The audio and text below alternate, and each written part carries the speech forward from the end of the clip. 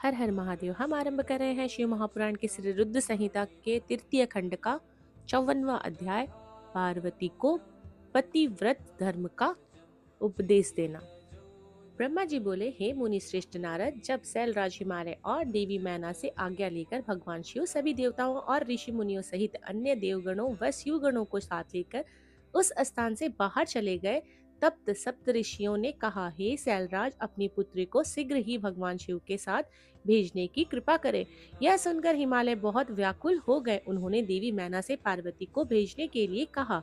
देवी मैना ने वैदिक रीति का पालन करते हुए अपनी पुत्री का सुंदर वस्त्रों और आभूषणों से श्रृंगार किया। उस समय मैना ने एक ब्राह्मण पत्नी को बुलाकर पतिव्रत धर्म की शिक्षा देने के लिए कहा। ब्राह्मण पत्नी ने वहां आकर पार्वती को शिक्षा देते हुए कहा, हे पार्वती, इस सुंदर संसार में नारी विशेष पूजनीय मानी जाती है। जो स्त्रियां पतिव्रत का पालन करती है वे धन्य है। वे दोनों कुलों को पवित्र करती है। उनके दर्शन मात्र से पाप नष्ट हो जाते हैं। जो पति को साक्षात ईश्वर मानकर उनकी सेवा करती हैं, वे स्त्रियां इस लोक में आनंद प्राप्त कर सदगति को प्राप्त करती है और वे अपने दोनों कुलों को तार देती है। सावित्री, लोपामुद्रा, अरुंधति, सांडली, सतरूपा, अनसुईया, लक्ष्मी, स्वंधा, सती, संज्ञा, सुमति, श्रद्धा, मैना और स्वाहा आदि नारियां साध्वी कहलाती है। वे अपने प्रतिव्रत धर्म के कारण ब्रह्मा, विष्णु और शिव की भी पूजनीय है। इसलिए स्त्री को सदैव अपने पति की आज्ञा का पालन करना चाहिए। पतिव्रता स्त्री पति के भोजन कर लेने के बाद ही भोजन करे। जब तक वह खड़ा हो खुद न बैठे, पति के सो जाने के बाद ही सोए और उठने से पहले उठ जाए। क्रोधित होने पर या अत्यधिक प्रसन्नता होने पर भी अपने पति का नाम ना ले। पति के बुलाने पर सभी कार्यों को छोड़कर पति के पास चली जाए। उसकी हर आज्ञा को अपना धर्म मानकर उसका पालन करे। कभी वह प्रवेश द्वार पर खड़ी ना हो, बिना किसी कार्य के किसी के घर न जाए और जाने पर बिना कहे कदापि ना बैठे। अपने घर की वस्तुएं किसी को ना दे। पतिव्रता स्त्री को वस्त्रों और आभूषणों से विभूषित होकर अपना मुख पति को दिखाना चाहिए। जब पति घर के बाहर या परदेश गया हो तो उन दिनों पतिव्रता स्त्रियों को सजना संवरना नहीं चाहिए। पति के सेवन की चीजों को ठीक समय पर उसे आवश्यकता हो तो तुरंत दे दे। अपना हर कार्य चतुराई और होशियारी से करे। अपने पति की हर आज्ञा का पालन करना ही पतिव्रता स्त्री का परम धर्म होता है। पति की आज्ञा लिए बिना पत्नी को कहीं भी नहीं जाना चाहिए, यहाँ तक तीर्थ स्थान जैसे पुण्य स्थलों पर भी नहीं। पति के चरणों को धोकर उसको पीने से ही पत्नी का तीर्थ स्नान पूरे हो जाते हैं। पति द्वारा छोड़े गए जूठे भोजन को पत्नी को प्रसाद समझकर खाना चाहिए। देवता, पितरों, अतिथियों या भिखारियों को भोजन का भाग देकर ही भोजन करना चाहिए। व्रत तथा उपासना रखने पर पूर्व पति की आज्ञा अवश्य ले, अन्यथा व्रत का पुण्य नहीं मिलता। किसी भी चीज को पाने के लिए अपने पति से झगड़ा कदापि ना करे। सुख से आराम पूर्वक बैठे हुए या सोते समय पति को कभी ना उठाए। यदि पति किसी बात के कारण दुखी हो, तनहीन हो, बीमार हो या वृद्ध हो गया हो तो भी उसका परित्याग ना करे। राजस्वला होने होने पर 3 दिन तक अपने पति के सामने ना जाए, उससे अपना मुख ना दिखाए। जब तक स्नान करके शुद्ध ना हो जाए तब तक पति से कोई बात ना करे। शुद्ध होकर सर्वप्रथम अपने पति का ही दर्शन करे। उत्तम प्रतिव्रत का पालन करने वाले स्त्रियों को सुहाग का प्रतीक माने जाने वाली वस्तुओं जैसे सिंदूर, हल्दी, रोली, काजल, चूड़ियां, मंगलसूत्र, पायल, बिछुआ, नाक की लौंग, कान के कुंडलों को सदैव धारण करना चाहिए। जो स्त्रियां सुहाग की निशानी माने जाने वाली इन वस्तुओं को धारण करती है, उसके पति की आयु में वृद्धि होती है। पतिव्रता स्त्री को कभी भी छिनाल, कुटला आदि भाग्यहीन स्त्रियों के साथ नहीं रहना चाहिए, अर्थात उसे मित्रता नहीं रखनी चाहिए। पति से लड़ने वाली एवं उससे बैर भाव रखने वाली स्त्रियों को सहेली ना बनाए। कभी भी अकेली ना रहे। वस्त्रहीन होकर स्नान ना करे। सदा पति के कहे अनुसार चले। पति की इच्छा होने पर ही रमण करे। उसकी हर इच्छा को अपनी ही इच्छा समझे। पति के हंसने पर हंसे और उसके दुखी होने पर दुखी हो। पतिव्रता स्त्री के लिए उसका पति ही उसका आराध्य होना चाहिए। ब्रह्मा, विष्णु और शिव से अधिक उसे अपने पति को महत्व देना चाहिए। अपने पति को शिव स्वरूप मानकर उसे पूजना चाहिए। पति के साथ लड़ने वाली स्त्रियां कुतिया या सियारनी के रूप में जन्म लेती हैं। पति जिस स्थान पर बैठा हो उससे ऊंचे स्थान पर ना बैठे, किसी की भी निंदा ना करे, सबसे मीठे वचन बोले। पति स्त्री की जिंदगी में सबसे अधिक महत्वपूर्ण होता है, इसलिए उसका सदैव पूजन करें। नारी को अपने पति को ही देवता, गुरु, धर्म, तीर्थ एवं व्रत समझकर उसकी आराधना करनी चाहिए। पति से कभी भी दुर्वचन ना कहे। सास, ससुर, जेठ, जेठानी, गुरुओं सहित सभी का, बड़ों का आदर करे। उसके सामने कभी भी ऊंचा ना बोले और ना ही हंसे। बाहर से पति के आने पर आदर पूर्वक उसके चरण धोए। जो मूढ़ बुद्धियां नारी अपने पति को त्याग कर अविचार करती है अथवा दुष्ट पुरुषों के संगृह्ण हो जाती है, वे उल्लू का जन्म लेती है। पति से ही हीन नारी सदा के लिए अपवित्र हो जाती है।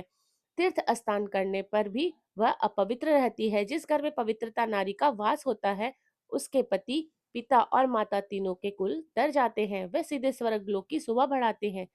इसके विपरीत जो स्त्रियां पर पुरुषों की ओर आकर्षित होकर अपने मार्ग से भटक जाती हैं, वे अपने साथ साथ अपने कुलों का भी नाश करती है। पतिव्रता नारी को के स्पर्श होने पर मात्र से ही वह भूमि पावन, पापों का नाश करने वाली हो जाती है। सूर्य, चंद्रमा तथा वायुदेव भी पवित्रता हेतु नारी का स्पर्श करते हैं ताकि वे दूसरों को पवित्र कर सके। पवित्रता पत्नी ही गृहस्थ आश्रम की नींव है, सुखों का भंडार है। वही धर्म का को पाने का एकमात्र रास्ता है तथा वही पारिवारिक की वंश को, बेल को आगे बढ़ाने वाली है। भगवान विश्वनाथ में अटूट भक्ति भाव रखने वाले शिव भक्तों को ही पवित्र प्रतिवर्ता नारियों की प्राप्ति होती है। पत्नी से ही पति की अस्तित्व होता है। एक दूसरे के बिना दोनों को कोई अस्तित्व नहीं रह जाता। पत्नी के बिना पति देव यज्ञ, पितृ यज्ञ और अतिथि यज्ञ आदि कोई भी यज्ञ अकेले संपन्न नहीं हो सकता। पतिव्रता नारियों को पवित्र पावनी गंगा के समान पवित्र माना जाता है। उसके दर्शन से ही सब कुछ पवित्र हो जाता है। पति पत्नी का संबंध अटूट है। पति प्रणव है और पत्नी वेद की रचा। एक तप है जो एक क्षमा है। पत्नी द्वारा किए गए अच्छे कर्मों का फल है पति।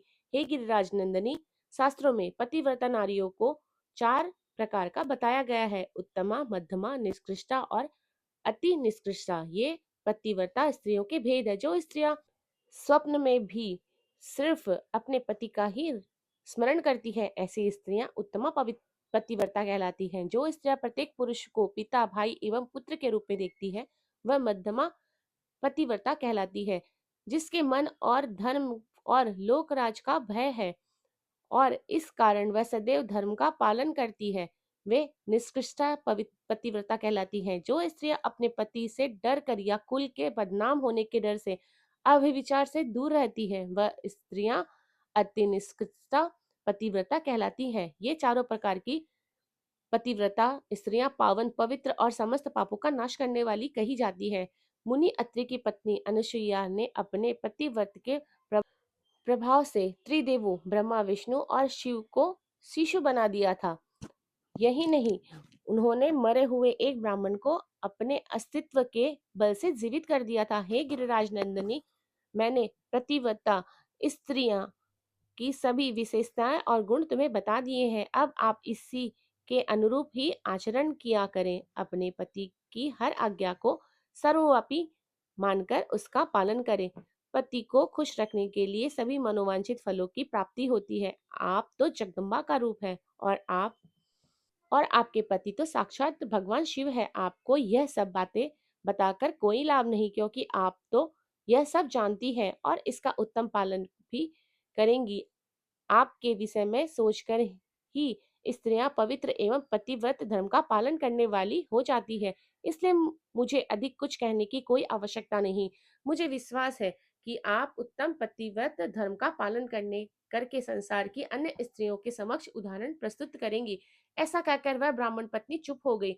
उसने पतिव्रत व्रत का उपदेश सुनाकर देवी पार्वती ने बहुत हर्ष का अनुभव किया। उन्होंने दोनों हाथ जोड़कर ब्राह्मण पत्नी को नमस्कार किया तथा उत्तम धर्म के विषय में ज्ञान देने वाले उनको धन्यवाद दिया।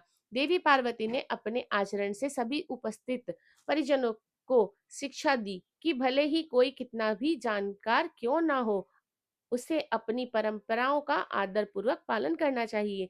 जो अहंकार के कारण लोक धर्म का त्याग करता है, उसका अपयश होता है तथा वह अपने स्थानों को पथ भ्रष्ट करता है।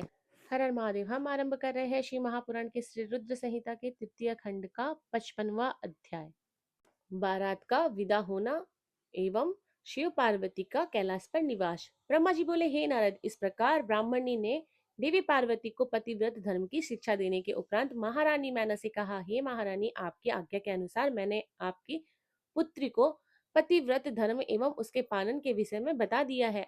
अब आप इनकी विदाई की तैयारी कीजिए। देवी मैना ने पार्वती को अपने हृदय से लगा लिया और जोर जोर से रोने लगी। अपनी माता का इस प्रकार रोते देख पार्वती की आंखों में अश्रुधारा बहने लगी। पार्वती और मैना को रोता देख सभी देवताओं की पत्नियां एवं वहां उपस्थित सभी नारियां भाव विहोल हो उठी। तभी पर्वतराज हिमालय ने अपने पुत्रों मैनाक मंत्रियों के साथ वहां आए और मोह के कारण अपनी पुत्री पार्वती को गले से लगाकर रोने लगे। गिरिराज की माँ, भाभिया तथा वहां उपस्थित सभी स्त्रियां रो रही थी। तब तत्व ज्ञानियों और मुनियों तथा पुरोहितों ने अध्यात्म ज्ञान द्वारा सबको समझाया तथा यह भी बताया कि उपस्थित शुभ मुहूर्त में ही बारातियों को विदा करना चाहिए। ऋषि मुनियों के समझाने से भावनाओं का सागर थमा।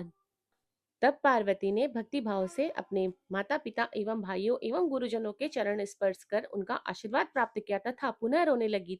तब सबने प्रेम पूर्वक उन्हें चुप कराया।